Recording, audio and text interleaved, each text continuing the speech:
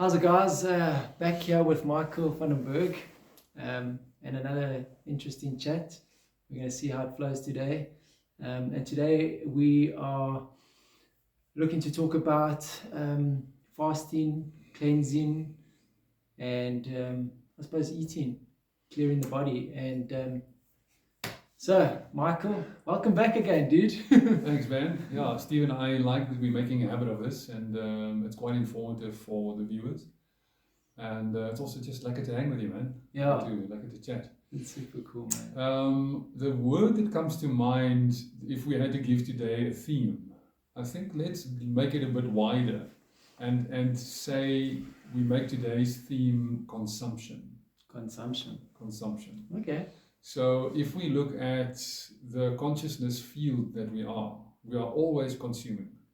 The moment that we are in this realm, we are consuming. So in the sense of, I am consuming information. Everything is information, and it all comes in as a vibrational frequency.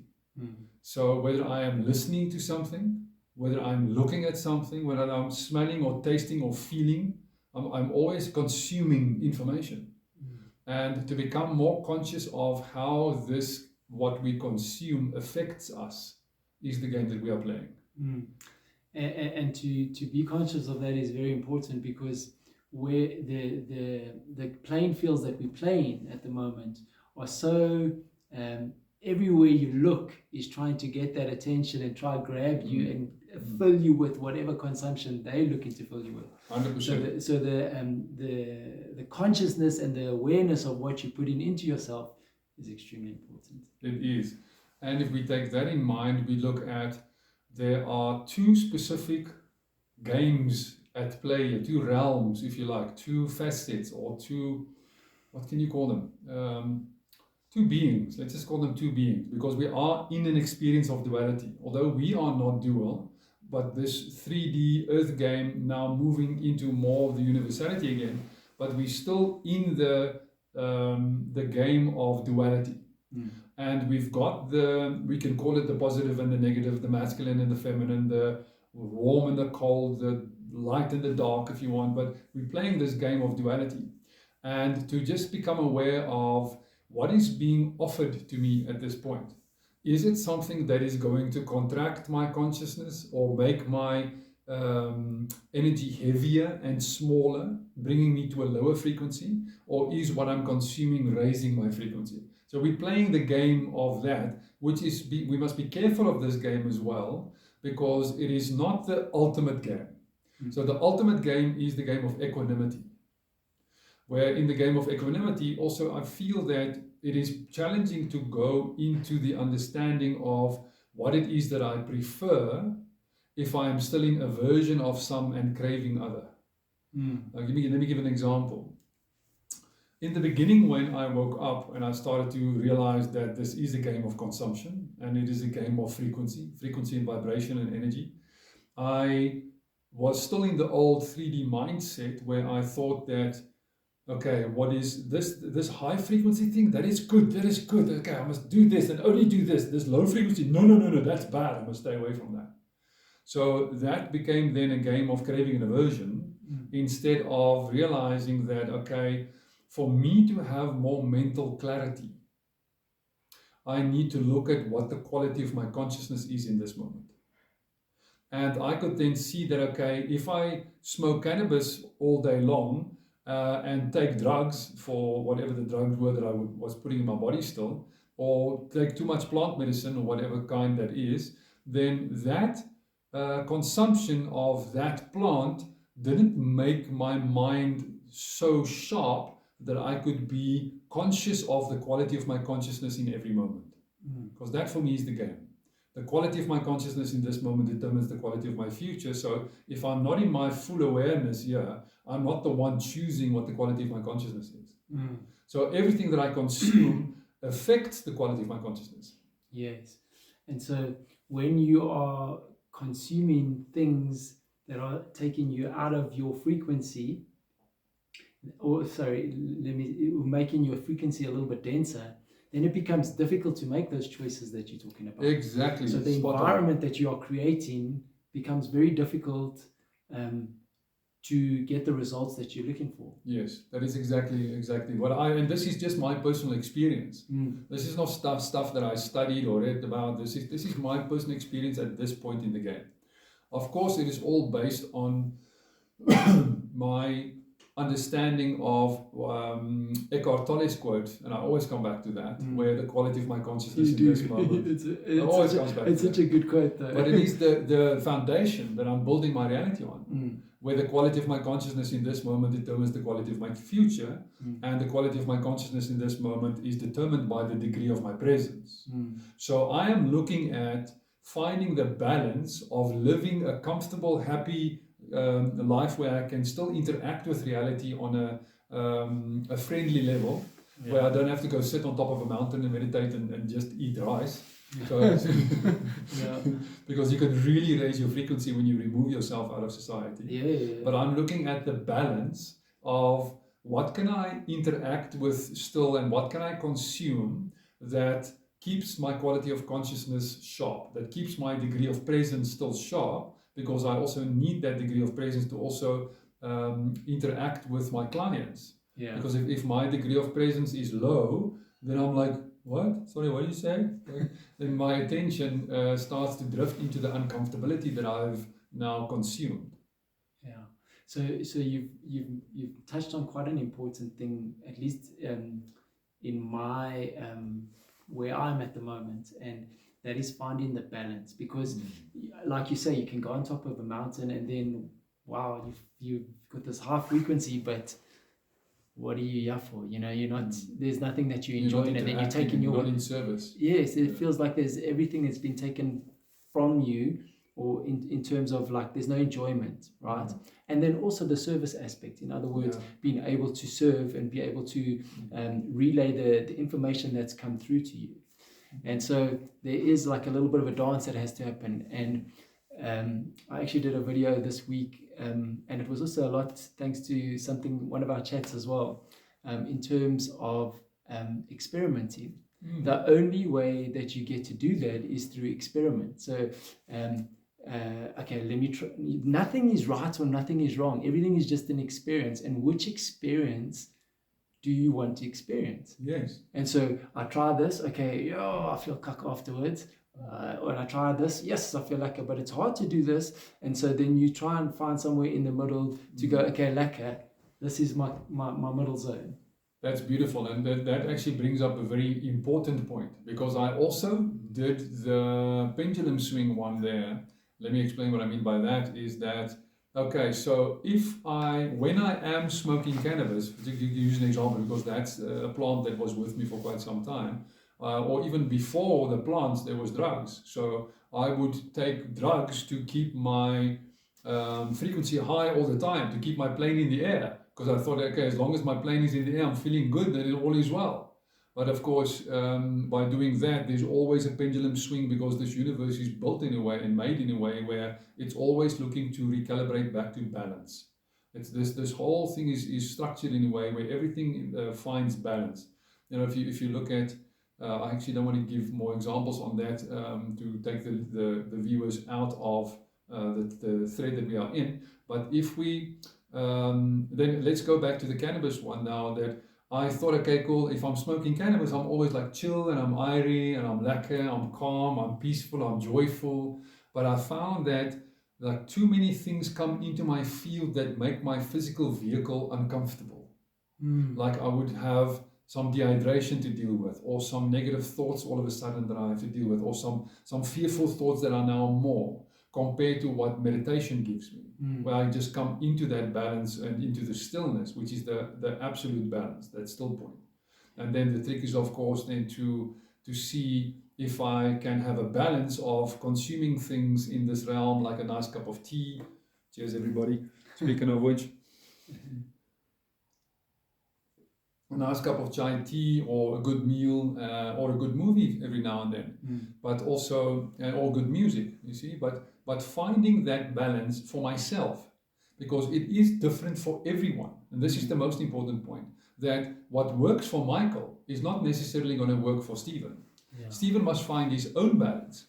Stephen can maybe still, and not that you are, because I know that you're not, but Stephen can still smoke cannabis until the cows come home and find his balance in that. But Michael can't.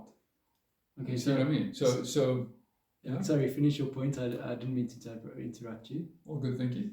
But it's the point of you need to just find your own balance. And this is the problem with religion, I feel. That what is good for one is good for everyone. And it isn't. You must find your own path. You must find your own balance. You must find what brings more clarity and most clarity to your own experience so that you can manifest in the way that you want to manifest. So please don't see this as I say that drugs are bad or cannabis is bad or a glass of wine is bad. It's not. Literally go and do anything that you want and figure out for yourself what your own personal balance is. Yeah. So the point I wanted to bring up with that was in terms of like the cannabis or wine or whatever the case may be. So you get to a point, and this is through the process of experiment, I would imagine. Well, in my experience, it is. So the process of through experiment, your body becomes more sensitive, right? So the things that used to make you high, like you used to smoke cannabis and you used to feel great, and then afterwards, next day, still great because your frequency is here. When your frequency gets higher, then the cannabis brings you here, but when it's finished, it's down to here. So now, it's a very good example. So now, the more sensitive you get, the more it becomes almost, for me at least, it becomes almost like it's not worth it. The suffering versus the reward is not worth it. Yes, but that's the exact experimentation that we're all here for. Yes. Do literally go out into the world and experience everything. That is my motto. Yeah. Don't do this, don't do that. Forget about that. And don't let anybody tell you what to do and what not to do. Go and experience everything that you want to experience and find out for yourself where your frequency feels best. Yeah. That is, I believe, the path. And you know, like with that comes a lot of fear. Like people have been so conditioned, or we've all been so conditioned that you can't do this, you can't do that. And it's taking that like, how do I want to say this? It's almost like it's stepping through the fear, obviously, but being able to say, hang on, whatever that voice in my head is telling me I shouldn't be doing is not me. The voice that I want to now create, the new one, needs to step through this and see. So everything basically that the voices are telling you is on probation. And now, okay, this one, yes, you can come. This one, no, you must go. And you work through a list like that, deciding what is going to work for you and what doesn't work for you. For sure. And that brings us to where we are now, where for the past, 7-8 days, we've been doing a purification process of raw food. And then yesterday we did a fast, and then we're going into another week of raw food. And what that helps to do is to clear that body so that when you bring other stuff in, you can immediately know, hierdie in is nie so lekker nie. 100%, exactly that. And just on the, just to tell the viewers that what Stephen just said is that is what we're doing it as a group at the moment. And a lot of the people that are actually going to watch this are a part of this group. But we've been experimenting with this a program that we're actually going to make available to the public soon. And everybody that was a part of this program that joined this group were all like test subjects. So but, thank you for that. Yeah, it's been an amazing experience. As I said to you and Candace, like for me, normally this is the kind of stuff that I do on my own, you know, and for a large part of it is stuff that I like to do on my own, you know, because it's just like I can focus and get down and do what I need to do. But having had the opportunity to do it in a group, there's so much benefit from it. There's like the community's there when you feeling low, somebody puts a comment on and helps you. Okay, they're also going through this. It's all right, you know. Or the amount of recipes that I've learned, you know, on different ways you can toss a salad, you know. It's been incredible. I've learned so much. It's been amazing. And I'm very grateful. So if you are listening and it is something that you want to get interested in or try out, when they stick it out, give it a bash. I highly recommend it. And you feel amazing. Like, I mean, after day 5, you're like buzzing. Yeah. And the energy is like you feel when you meditate. It's just good. Yeah. Cool. Thank you for that, Stephen. Yeah. Mm. Let me just see if there's something else that we can say about consumption before we close.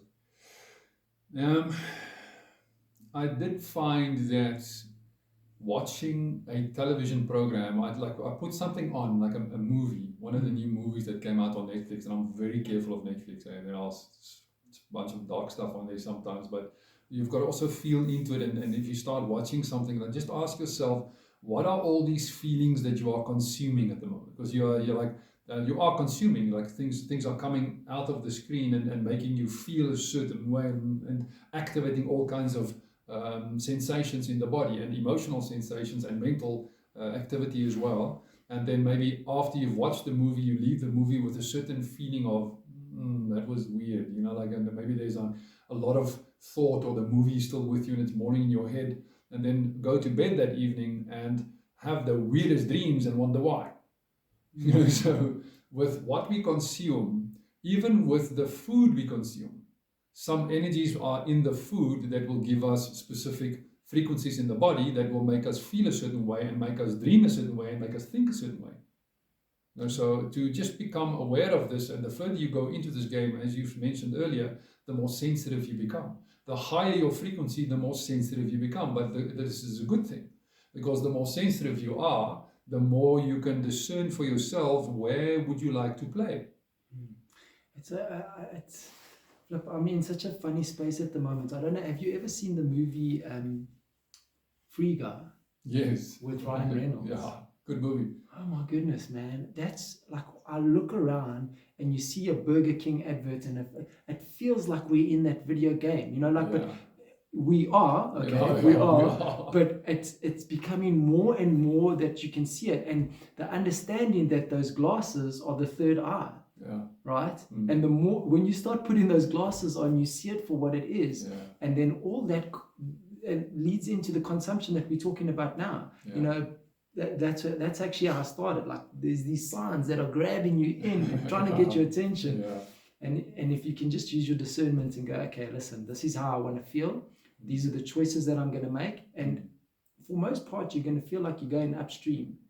But through that is where, for at least in my experience, where I sit and I can sit in peace. I feel good in my body. Most of the guys I hang around with, and we play some sort of sport, we go mountain biking, and they are struggling. And I'm like, yeah, I feel lacquer. I don't exercise that much but I'm fit because of what I put into my body. Sure. Your energy stays fit. Yes. Sure.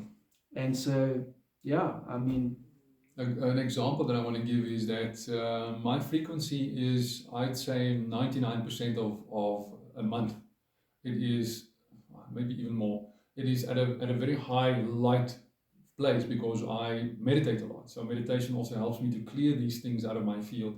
And with whatever other practices I have, clearing practices, and also because of the way that I eat and whatever I consume, I'm aware of my consumption.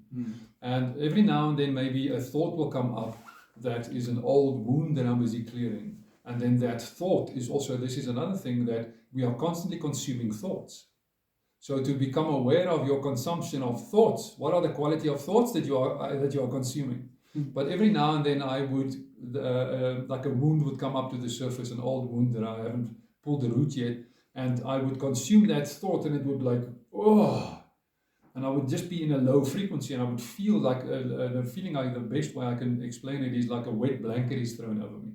I just feel this heaviness, and I'm carrying this wet blanket, and I go for walks in the park, in Delta Park, that is just adjacent of us here.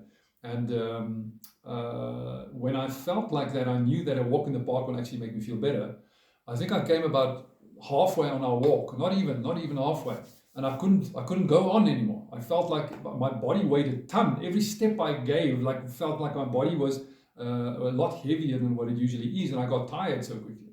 And then I just went into a meditation and cleared it, and asked the nature around me to help me to clear it, and then I felt, wow, okay, there, now we can continue. That's so cool. And something's just come into my awareness now in terms of that, because obviously for a guy like yourself, you meditate a lot. You're very light. Your frequency is very high. You know, you don't have to be a rocket scientist. You know, you just have to be in your presence and you can feel it. And yet you are still talking about thoughts that old wounds that you haven't seen. Now the thought that came through, I just want to get your take on this. The understanding that I have is that darkness, so that your third eye that's opened, because that wound is so dark, the light hasn't shone on it yet, right? And that's why you can't see it. So that's why you're still getting roped in. And immediately once you shine that light on it, that's when the dissipation starts, right? Yes. And the light, the name of the light, I would like to say, is equanimity. Yes. So to figure out what the word equanimity means is a good mission to go on for the listeners. If you are listening to this and you haven't completely figured out what the word equanimity means, go and investigate. But if I can put it into words here, for me it is being able to look at that feeling of uncomfortability or pleasure, whatever the feeling is, whether it is good or bad, whatever the mind will label it, but to look at everything that I am experiencing through the eyes of nothing that I'm looking at is either right or wrong, or good or evil. It is simply is what it is. It is not bad or good, it just is what it is. So I remove the label of judgment from what I'm looking at. And then that there is a heart opening that happens to the thing that I'm looking at, and then I'm looking at it then with love, with my true self, and then what I'm looking at is a part of my false self, and then that it has to dissolve because the facade can no longer be kept.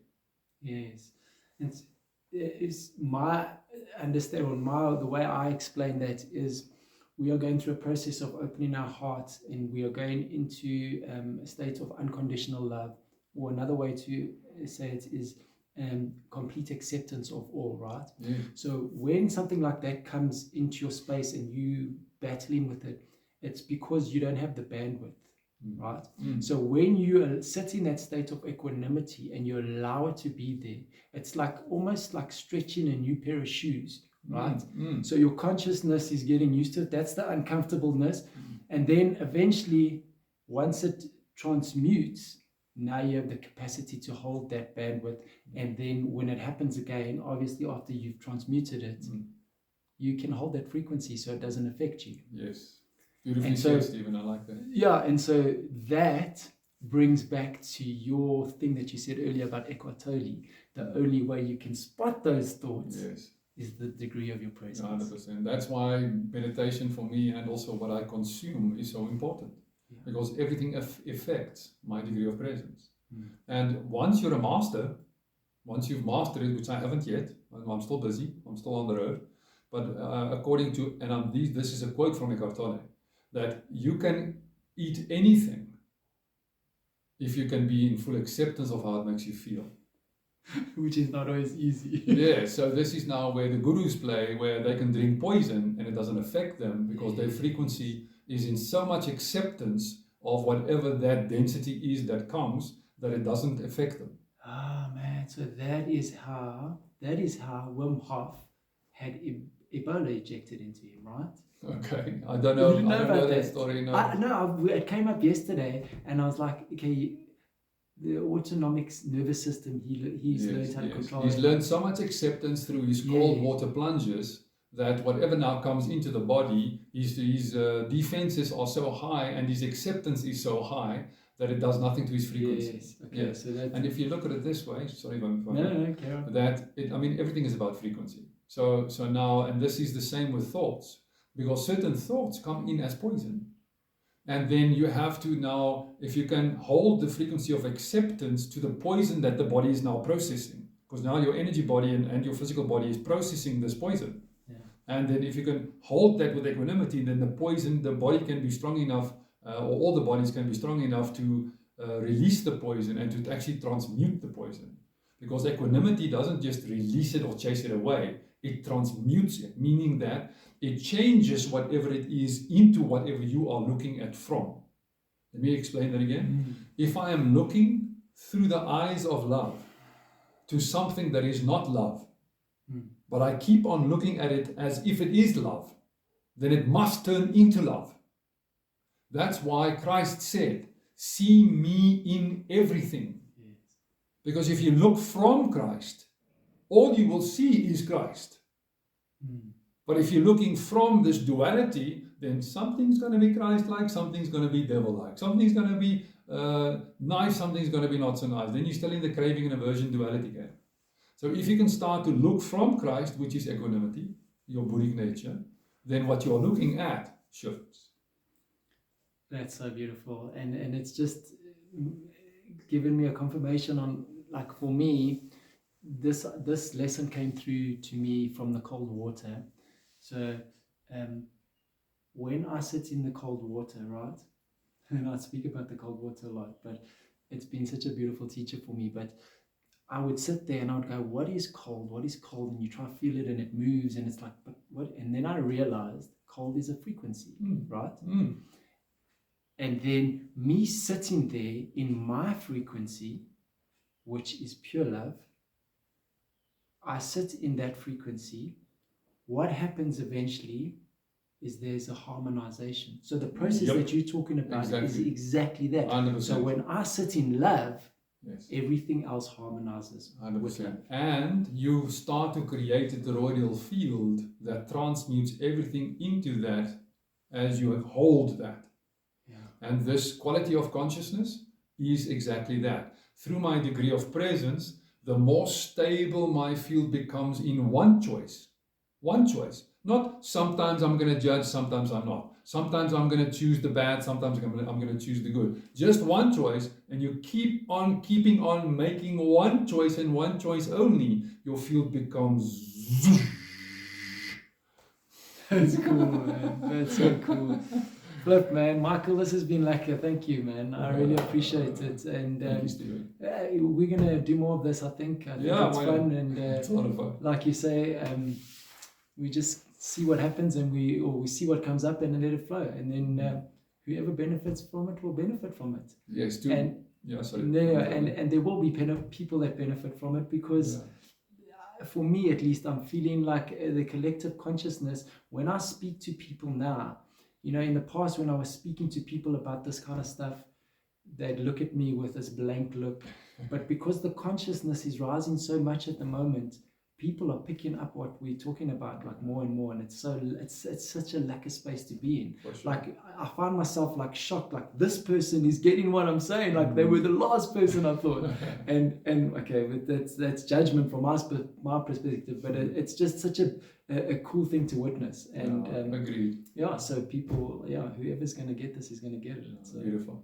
I just want to give the viewers something before we go, and I'm going to do it on my angle here. I'm just going to look into the camera here and just give you a moment of stillness.